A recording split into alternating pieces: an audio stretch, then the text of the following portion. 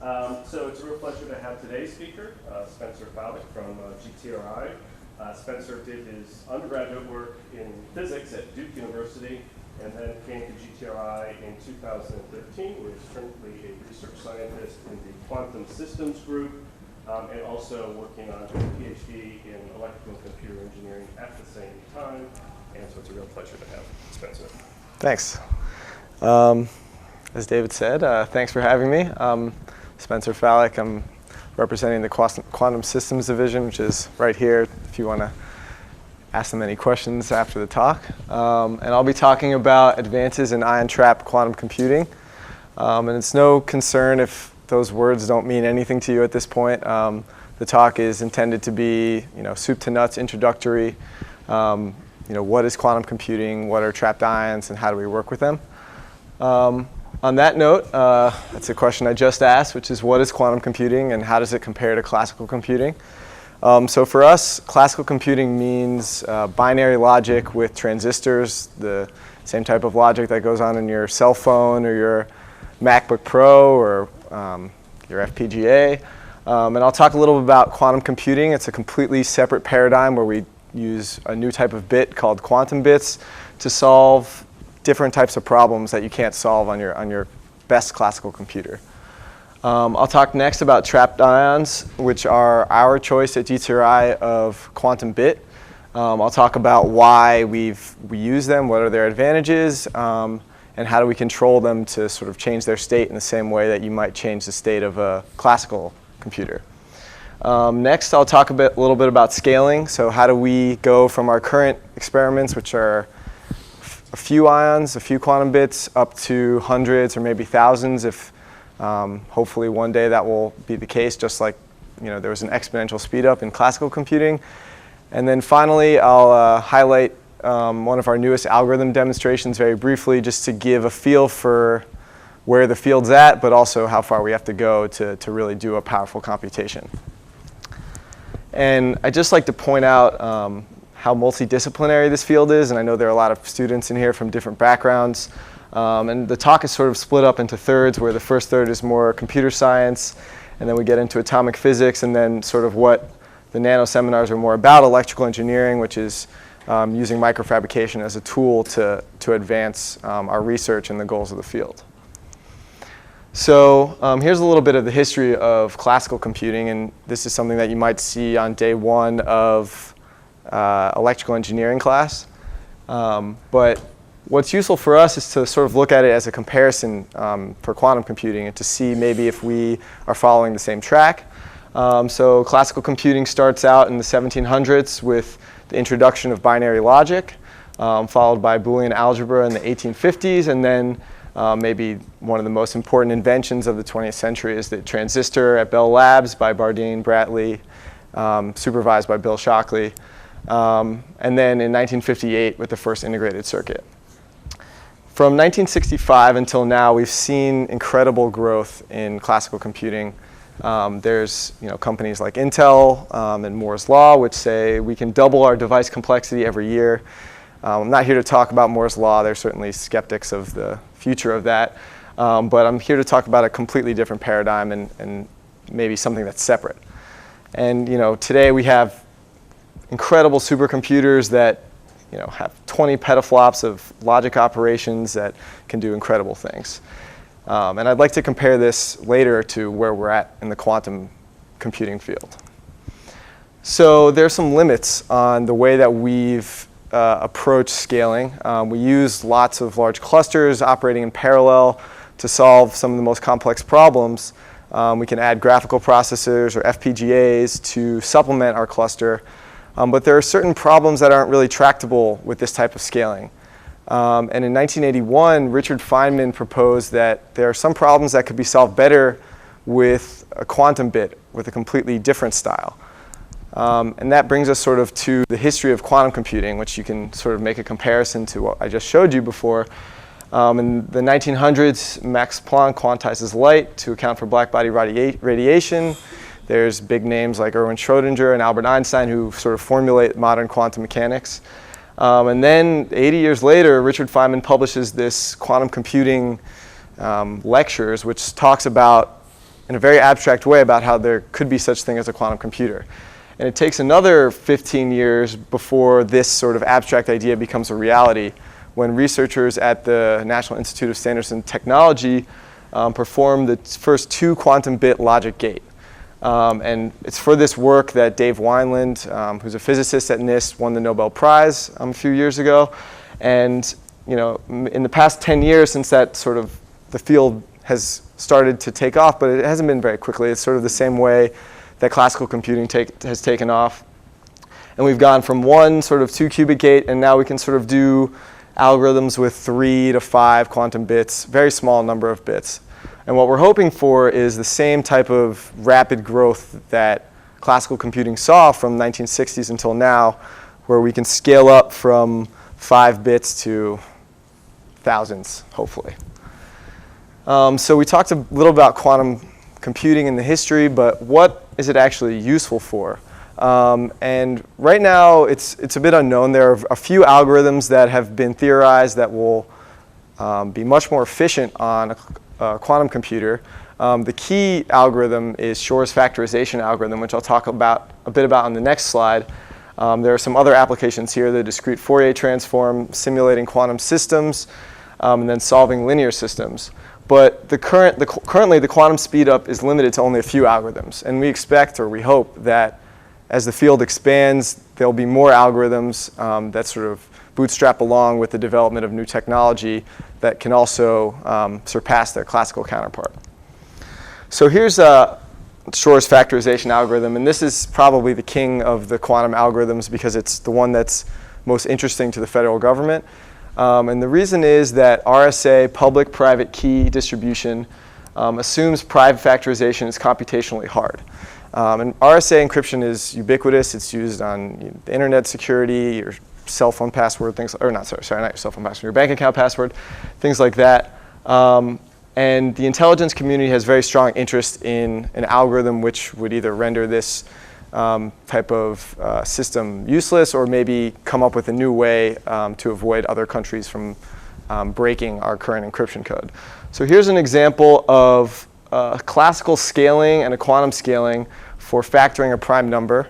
And as you can see, as you add more and more digits, the quantum scaling is far, far better than the classical scaling. It takes far fewer number of operations to factor a number with a quantum computer than it would classically.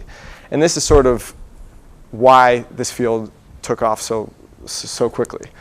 And here's sort of like an example, what's the biggest number that one can factor in a reasonable amount of time?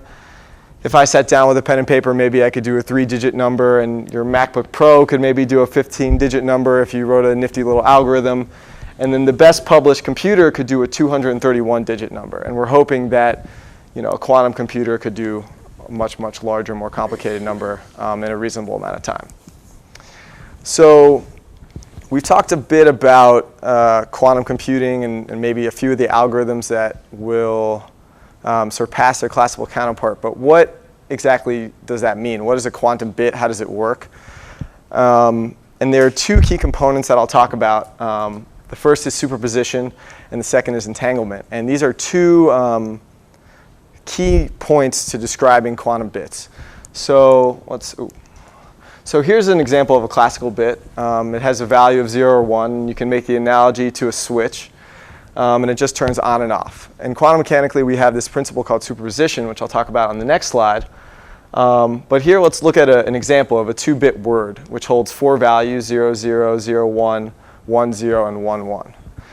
And then we can look here now at a quantum bit, and we describe it with this state notation psi, where these are complex coefficients A0 and A1. And what you'll notice here is that each quantum bit, or this quantum state that we've written here, can store information about both 0 and 1 simultaneously. But there's sort of a weird caveat, which is if you measure the quantum bit, the state will collapse into 0 or 1 with probability given by the magnitude of these coefficients squared.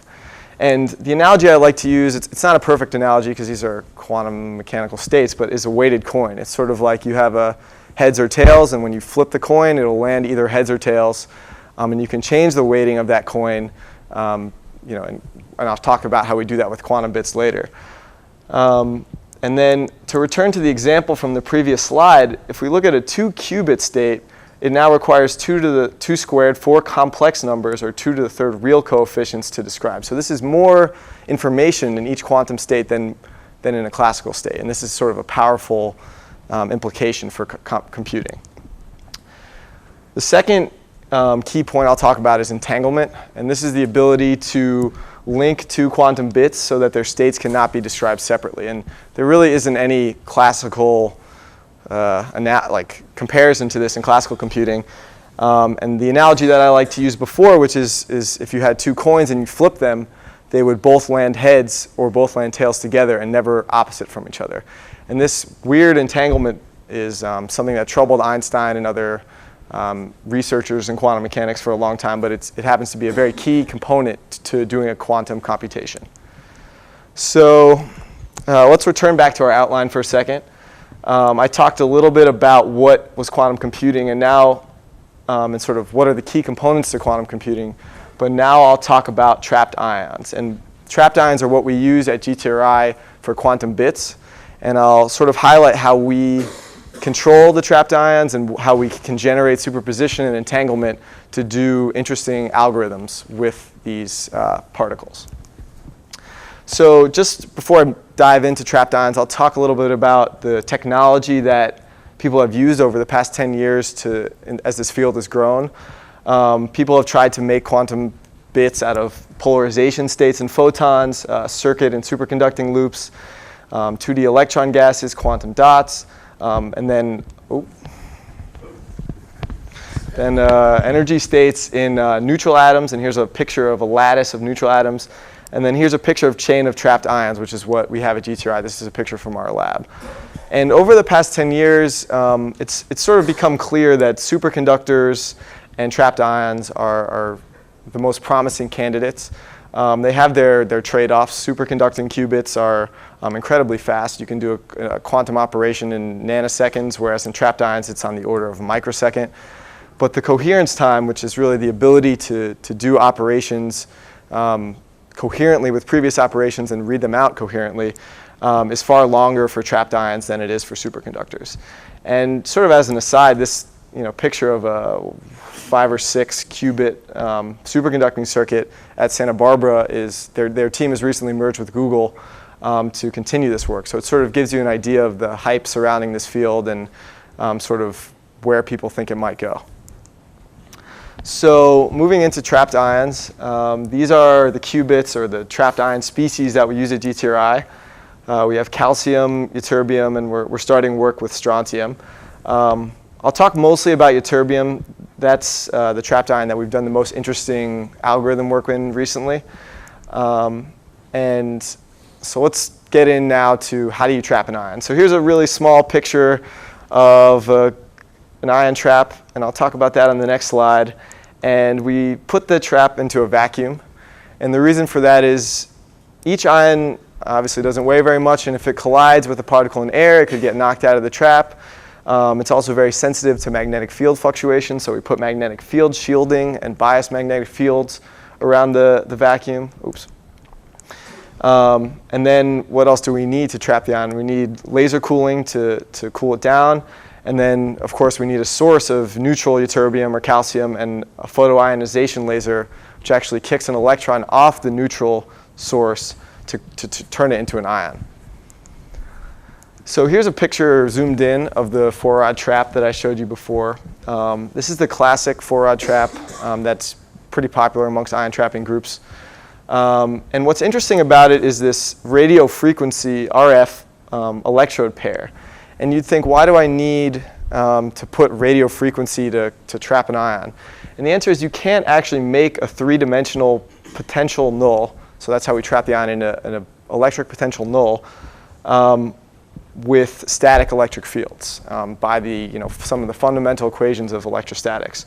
So Wolfgang Paul determined that you could use radio frequency voltages to create a ponder motive force, which is sort of a net inward force that's created by this RF electrode. And here's a cool little video of an ion bouncing around in the profile view of that trap.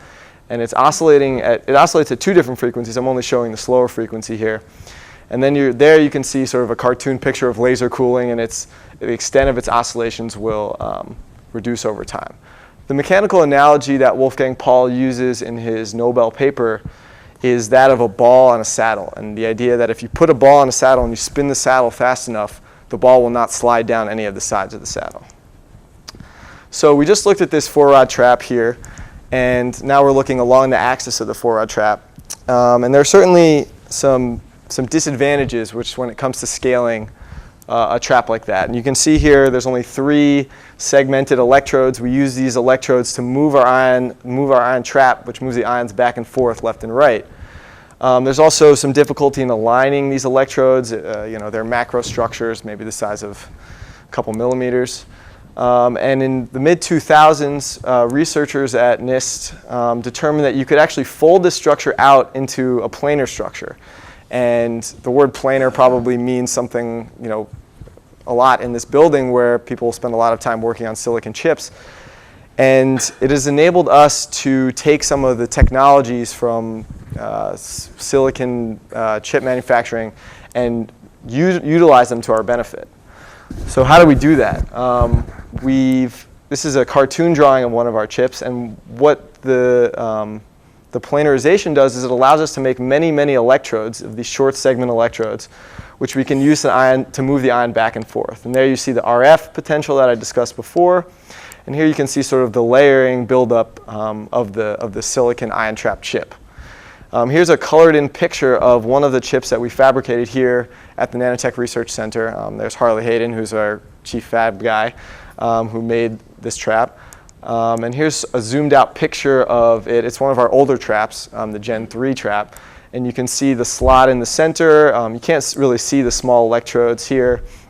Then here are a lot of capacitors, which we use to filter out noise pickup on these electrodes and wire bonds out to the external world. And I'll talk a little later about how we've modified this design over the years to remove some of these capacitors or make them less bulky and then move the wire bonds away so we have more access for lasers and other techniques that we've used to improve this design. So here is a video from 2011, 2 videos, which show you sort of what you can do with these traps. And it's pretty awesome. This is a chain of ions, individual ions, sort of getting merged and split back and forth, and they're fluorescing with the cooling laser light. And as someone who goes and sees this every single day, it kind of loses its allure maybe a little bit, but it's pretty wild to think about that you're looking at an individual particle on your screen here getting pushed back and forth and controlled, its location being controlled really well. And here on the bottom, you can see as we load a chain up, the ions are coming up from the neutral oven source we talked about, photoionized, and then getting transported over there to build the chain. Okay, so now we have our ions and they're in a trap, but this talk is about quantum computation. So how do we make superposition? How do we make entanglement with these individual ions? So here's an energy level diagram of a ytterbium ion. And there are 2 relevant transitions I'll talk a bit about today. There's some added complications as well, but the ones I'll focus on are this transition at 369.5 nanometers and this one at 12.6 gigahertz in the microwave band. And here we have 2 energy levels of our ytterbium ion, which correspond to our 0 and 1 quantum states of our quantum bit. And this top transition is our detection transition. It's how we flip the coin or measure what state our quantum bit is in. And then this is our gate transition. And if we shine resonant radiation here, we can switch the state of our quantum bit from 0 to 1. So how do we figure out whether our quantum bit's in a 0 or 1?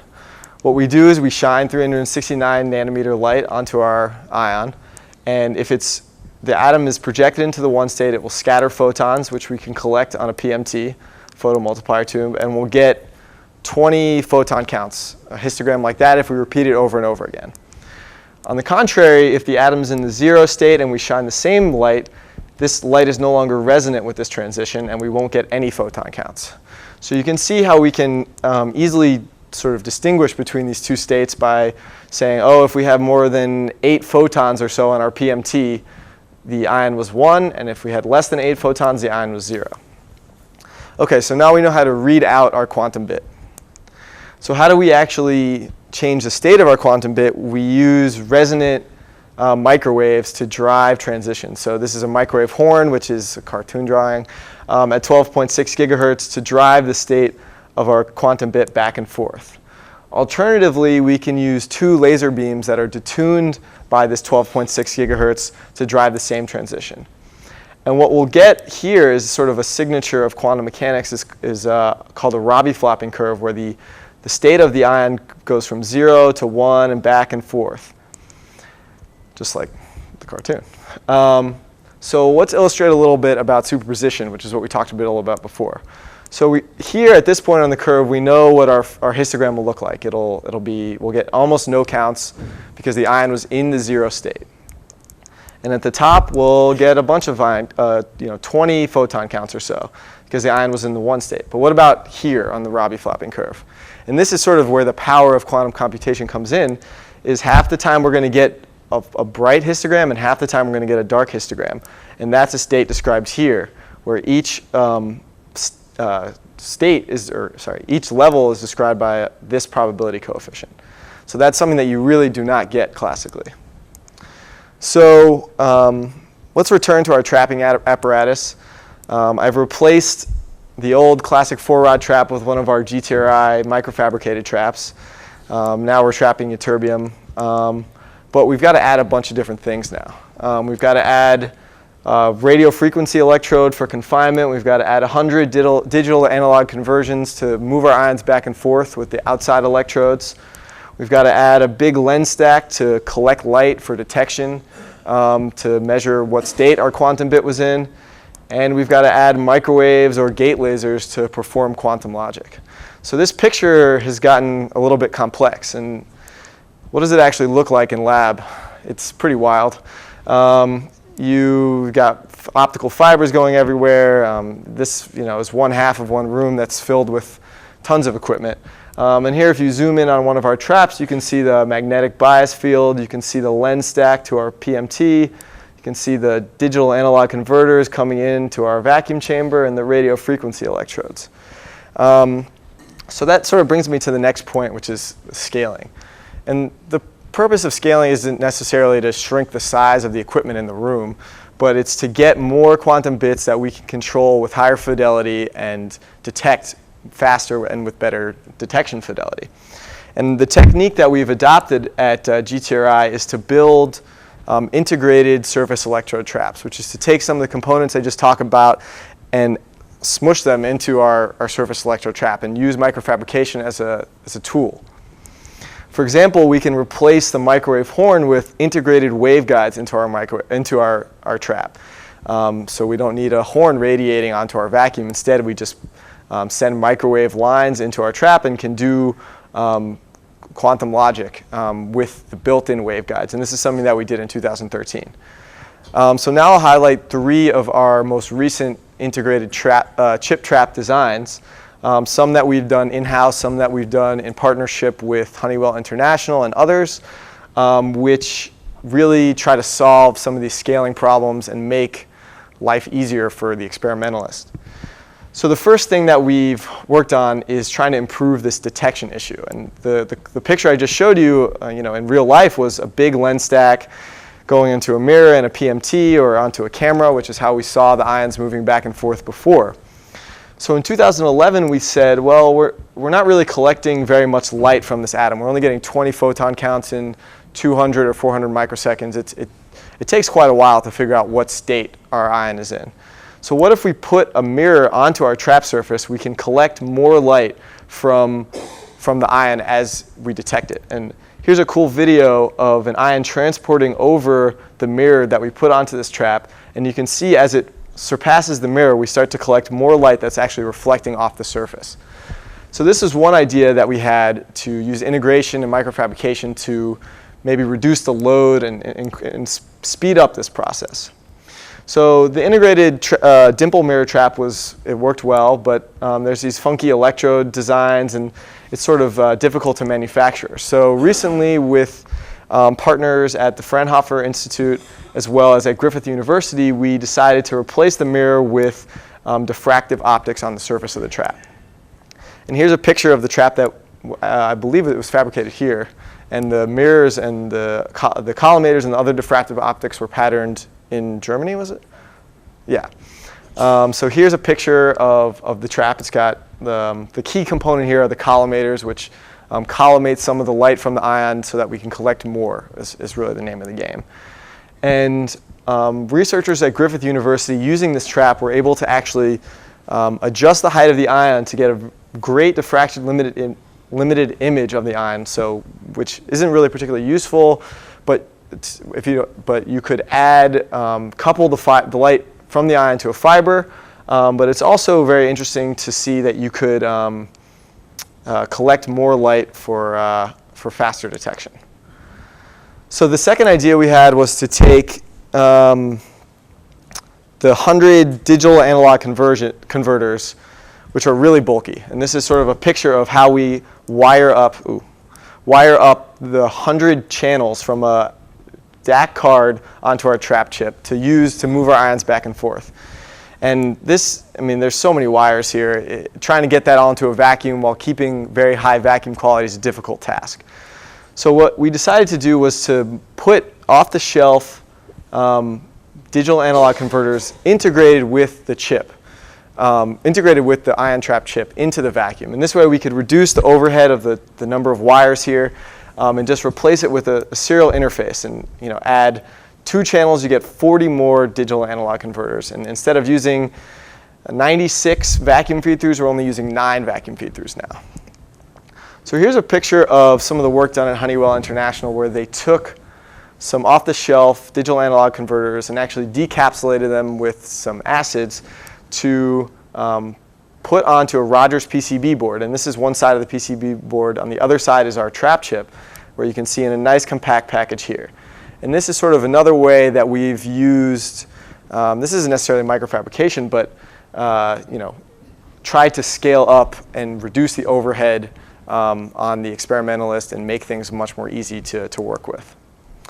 And the final trap that I'll talk a bit about today is called our ball grid array trap. And the purpose of this is to reduce the area of the trap itself. Instead of using those planar capacitors, which took up a whole large portion of the trap here, we can replace them instead with through substrate vias and capacitors there. So now we've moved our wire bonds for laser access way down to an interposer, and the trap chip area takes up a far smaller amount than it did before. And this allows for tight laser focusing, so you can hit one ion at a time, do gates on one ion at a time. I've actually got a bum version of this trap here. We can pass it around. It's got some additional wire bond scratches on it, but you can see what it looks like in real life. And here's a picture of the trap. Here you can see the radio frequency electrode coming in here. And here's a picture of some of the trench capacitors and the through substrate vias that we've used. And the key takeaway here is we've taken this whole surface and reduced it down to a very small area here so that we can focus lasers more tightly and address atoms individually. So what do we want to do with all this? I mean, this isn't just for the sake of, it is for the sake of making life easier, but it's also about making a complex quantum system. And the idea here is to smush all of these things together that we've built. So we would add the gates region where we have tightly focused laser beams that I just discussed. We'd have a detection region where we read out our quantum bits with diffractive optics. We could have junctions, which is a trap that we built in 2013 here at Georgia Tech, where you could rearrange your ion chain and move them back and forth, sort of like a register. And then if you really wanted, you could integrate optics into the trap surface to do gates. We haven't really worked with that yet. Okay, so back to the outline. What have we talked about thus far? We talked about a little bit about quantum computing. We talked about trapped ions, and we talked about scaling. But now I'd like to give you guys a feel for where we're at in the field. It's going to take a large number of quantum bits to do an interesting algorithm. Unfortunately, we're not quite there yet, but we've been pushing the frontier, doing cutting-edge research on basic quantum algorithms, and that's sort of where we're at right now. And here's sort of a path to where we've come from 2008 all the way to now. We started in 2008 doing trap development. Here's a picture of the same junction. This is one of our older ones. Yeah. Then we started doing single qubit control in 2012, 2013. And then we started making scalable traps with integrated features and simultaneously working on multi-bit control, 3, 4, 5 quantum bits. And then now we're working on simple algorithms with 2 or 3 trapped ions. So the algorithm we've been working on lately is called the Bernstein-Vazirani algorithm. And how it works is it's sort of a guessing game. You're trying to figure out an unknown bit string S. And there's a black box oracle, and the oracle gives you s.x mod 2. So where x is a string that you input. So you say to the oracle, here's my bit string x. Will you give me this answer out, x.s mod 2? And the goal is to figure out what the hidden string is here. So for example, you could query your oracle with 1, 0, 0. And if s were 1, 1, 0, you would get out 1. And to determine s precisely, you need to run this 3 times, once with 1, 0, 0, and then 0, 1, 0, and 0, 0, 1. So it takes 3 runs of the algorithm to figure out a 3-bit string s, a hidden string. Following this quantum circuit, which I'm not really going to describe, you can determine s in a single query. So it's a simple algorithm, not really factoring large numbers, but what it's doing is trying to show a quantum speed up on a small scale system, one that we can hopefully expand later. So here's a picture in a paper that we published recently showing all of the gate laser pulses that is required to do this algorithm.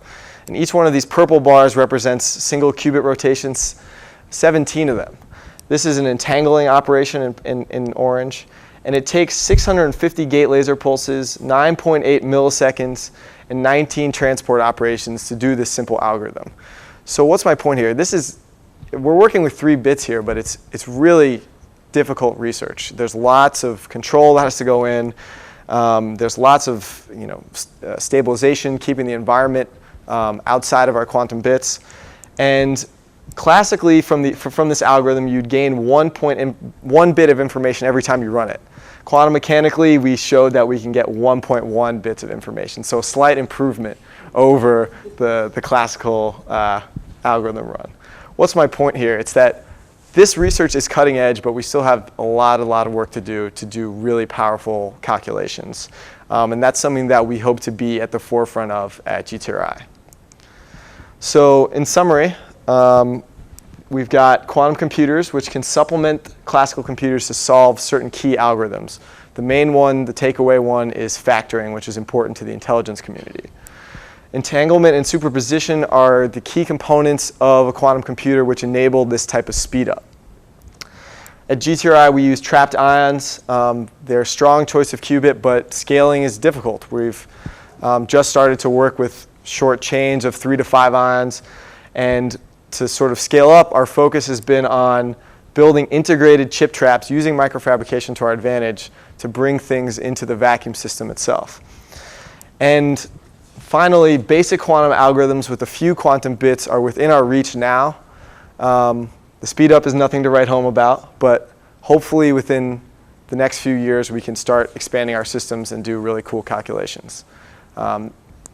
This is our team at GTRI. I'd like to thank particularly Jason Amini, Adam Meyer, and Drew Merrill, who made some of the slides in this talk. And thank you.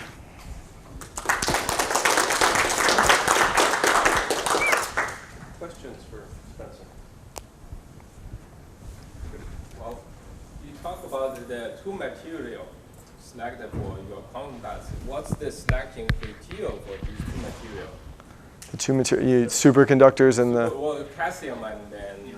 Oh, you only pick up these 2? yeah, simple energy level structures that resemble hydrogen when you take 1 electron away is sort of the criteria for us.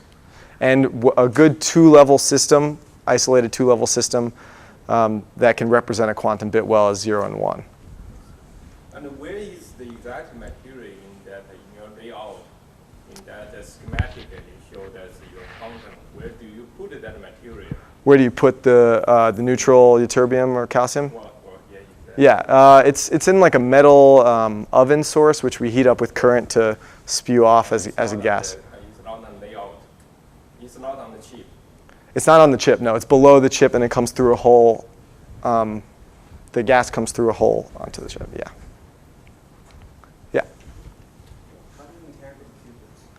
I didn't talk a bit about that. It's a little bit more complicated. There's a procedure called a Molmer-Sorensen 2-qubit gate, which we like to use. But we actually use the motion of the atoms as a bus to connect their internal logic states. And I can talk a little bit more about that later if you're interested in. And I have one more question. Like, what is the most difficult part in scaling like these systems? So if you're adding more ions, like, Yeah. so they just decohere, or? They can decohere. There's heating which occurs on the motional states start to heat up if they're not cooled, and they can actually leave the trap. It's also just hard to control, like, end laser beams that are directed at all the different ions. They have to have very precise frequency, very precise phase to do quantum logic gates. You guys have any other things you want to add? The list goes on and on, to be honest with you. Basically, what's the advantage of having the 0 or 1 state within one? Yeah. Because eventually you're going to resolve it to a 0 or Right. 1. So that's the sort of the question, or it's not really a question. It's the trade-off in doing these types of computations, is that you can actually propagate your input, which represents many states at once. So you can run many calculations in parallel, but at the end it's going to collapse into one state. And the trick to creating smart quantum algorithms that a few people have determined is how to trade off these two things so that you can propagate, do the calculation in parallel, and still learn something interesting about your system with a collapsed measurement. Does that make sense? Not for me. Appreciate it. What hardware improvements and design improvements do you project making in the next couple of years to improve the decoherence time? How much do you think it's going to improve over what you have now? Yeah. For us, decoherence is actually not a big problem. We have coherence times on the order of a second or two. The superconducting qubits are the ones that have the decoherence problems. They decohere in microseconds or so. Our problem is more about getting lasers that can do coherent interactions and maintaining a static environment without magnetic field fluctuations. Yeah, is there anything else you guys want to? Yeah. Sure. Would you state again the advantage, disadvantage of the superconductor approach versus Yeah, the ion? the superconductors tend to be much faster. They can do their gates in nanoseconds, whereas it takes us microseconds or a few microseconds. However, their decoherence is much more quick. But if you look at the ratio of the number of coherent operations you can do to the coherence time, it's similar for the two technologies. Any other questions? All right, let's thank Spencer one more time. Thanks.